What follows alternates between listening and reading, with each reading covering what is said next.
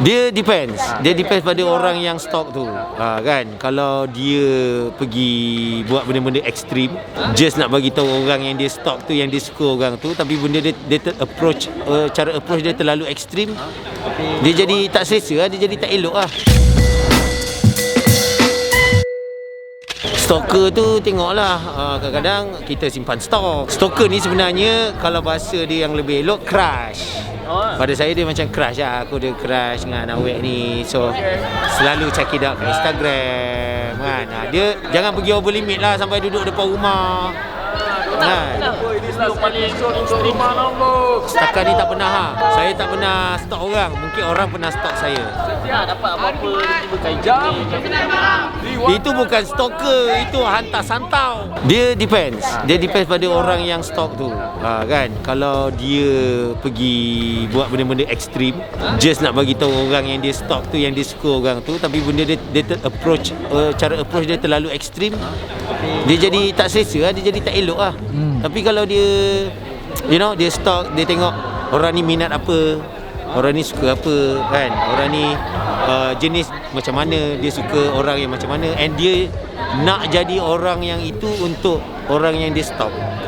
So pada saya there's a positive side dekat situ kan. So dia boleh jadi orang yang selesa lah orang yang dia stalk tu. Apa yang abang faham pasal stalker ni? Stalker mana IG apa semua. Stalker ni merupakan orang yang sebenarnya dia nak ambil tahu, tapi dia tak nak diketahui.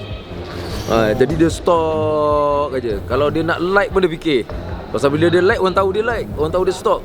So stalker ni sebenarnya boleh je, okey je. Kau nak hidup sebagai stalker, okey, tapi tak ada untung ke mana lah korang. Pengalaman abang sini ada? Sepanjang dalam industri saya di stalk pun saya ada. So, saya tahulah orang akan stalk bila dia terlike tu, saya tahulah dia stalk. Saya stalk orang pun banyak. Saya stalk orang. Dari segi media sosial, yang bukan media sosial pula, macam tiba-tiba datang kat rumah lah, tiba-tiba dapat ikut. Wallahu a'lam lah. Kalau sampai ke rumah, rasanya dia macam ada yang sampai ke rumah, follow abang, tanya kat mana apa semua, lepas tu senyap-senyap aje. Kita tak tahu. Tapi stalker yang paling dahsyat sekali dalam hidup saya ialah Pekin Ibrahim lah. Sebab dia telefon saya, dia kata saya kat mana, dia nak jumpa, nak belajar acting masa tu apa-apa. Lalas tahu-tahu saya balik rumah tengah drive, dia ada dekat depan rumah saya dah. Tak beritahu. Jadi dia dah daripada stalker, dia dah tak jadi stalker.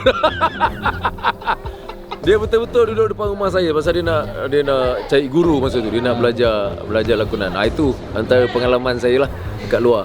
So pada abang sendiri, budaya stalk ni positif ke negatif? Budaya stalk ni pasal dinamakan, tapi bila orang nak ambil tahu tu okey je.